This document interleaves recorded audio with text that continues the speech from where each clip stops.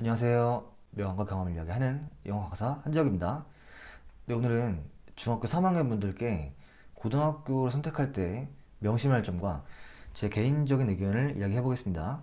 일단 핵심은요, 어디에 문제가 아니라 어떻게 문제다 이겁니다. 자, 그러니까 확실한 건 없다는 거예요. 만약에 내신 따기 좋은 학교에 갔다고 칠게요. 근데 그러면 나와 같은 목적을 가진 공부 잘하는 친구들이 생각보다 많이 들어와서 경쟁이 치열할 수 있습니다. 아니면 생각보다 학교 분위기가 안 좋아서 자기가 그 분위기에 휩쓸릴 수 있어요. 자, 그리고 분위기가 좋은 학교에 갔다고 쳐볼게요. 근데 그래도 이런 문제가 있을 수 있어요. 내가 입학한 연도에 신입생이 생각보다 공부를 안 하는 친구들일 수 있다. 아니면 막상 가봤는데 생각보다 내신 경쟁이 치열해서 내가 그걸 못 견딜 수도 있다. 자, 그러니까 외부 환경은 예측이 힘들고 자신의 통제를 벗어나 있습니다. 그러면 믿을 거는 나 자신뿐이죠. 네, 그렇기 때문에 어디의 문제보다는 어떻게 문제이다 라고 말씀을 드리는 거고요. 이게 큰 원이에요. 자, 그런데 본인이 선택을 하는 입장이라면 당연히 어떤 선택이 자기에게 조금이라도 좋은 선택일지 고민하는 게 당연한 거니까 제 개인적인 의견을 이야기해 볼게요. 자, 근데 아까 말씀드린 것처럼 그 큰 원 안에서 저는 지금부터 작은 원에 대한 이야기를 하는 거예요. 그걸 아신 채로 들으시면 감사하겠습니다. 일단 특목고는 잘 모르겠고요. 제가 지금 학생이라면 저는 무조건 일반고 중에 내신 따기 좋은 학교로 갈 겁니다. 제가 고등학생 때 약간 그런 학교를 나왔어요. 내신 따기 좋은 학교요. 근데 내신 따기 좋은 학교가 약간 분위기 안 좋은 학교와 동의어죠. 예, 분위기가 안 좋았어요. 지금도 기억나는 게 제가 맨 앞자리였는데 수업 시간에 선생님 말씀이 안 들리는 거예요. 애들이 너무 시끄러워서요. 또 아직까지 기억나는 게 수업 시간에 선생님이 이런 말씀을 하셨어요. 야, 제발 조용히 좀 해라. 차라리 수업 시간에 만화책을 읽으면 안 되겠니? 와, 충격이죠.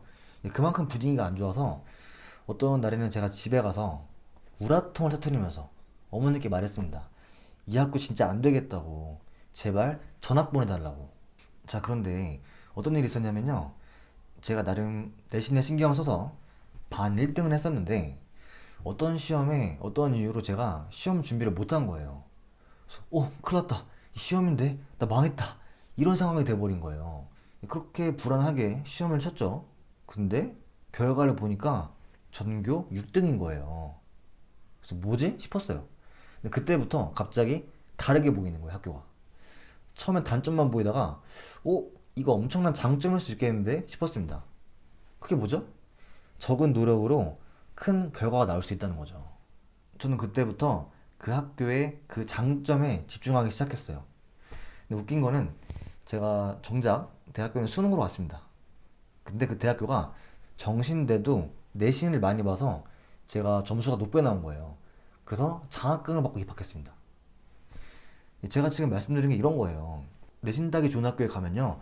자기만 잘하면 자기가 하는 만큼 어쩌면 그 이상으로 점수가 잘 나온다. 그리고 여유가 있다. 시간적인 여유, 정신적인 여유. 그래서 오히려 이런 여유를 바탕으로 모의고사를 대비할 시간까지 생길 수 있다.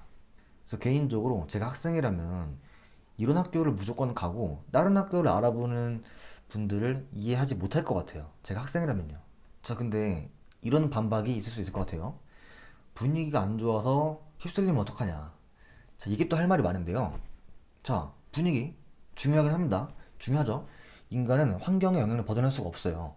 자, 근데 그렇다 하더라도 벗어나야죠. 그거를 극복해야죠. 자, 만약에 어떤 학생이 분위기가 안 좋기 때문에 공부를 안 하고 분위기가 좋기 때문에 공부를 한다고 칠게요. 그러면 그 학생의 결과값은 평균에 수렴하지 않을까요? 어차피 남들이 하는 만큼 하는 거잖아요. 그러면 일반적으로는 4등급, 조금 괜찮으면 3등급 나오겠죠. 자, 잊지 말아야 될 게 내신은 상대평가예요.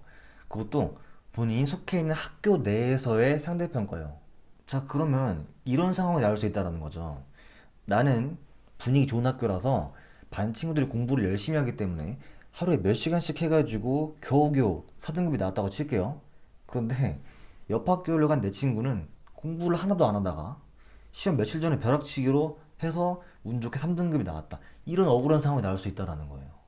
자, 내신은 본인 속해 있는 학교 내에서의 상대평가이다. 이렇게 말씀드렸죠. 자, 그러면 분위기 좋은 학교에 갈 거라면 이미 잘하고 있는 친구들보다도 훨씬 더 열심히 할 준비가 되어 있는지 스스로에게 물어봐야 돼요.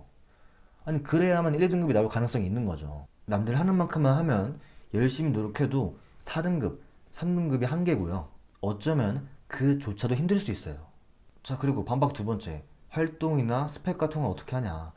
좋은 학교가 더 잘 챙겨주지 않나. 맞죠? 맞는데 이런 생각을 해봐야 돼요. 그 학교가 좋으면 얼마나 좋은데요? 제 말은 특목고한텐 밀린다는 거예요. 설마 특목고보다 좋지는 않을 거 아니에요. 아니, 특목고보다 좋을 거면 특목고지, 그게 일반고가 아니잖아요. 자, 그러면 활동이나 스펙은 특목고에게 밀리고 내신이 엄청 좋은 것도 아니고 그렇다고 수능 1등급 나오는 것도 아니고 그러면 굉장히 애매해진다는 겁니다. 자, 그래서 그런 이유로 제가 학생이라면 저는 무조건 내신을 편하게 때릴 수 있는 그런 고등학교에 갈 거예요.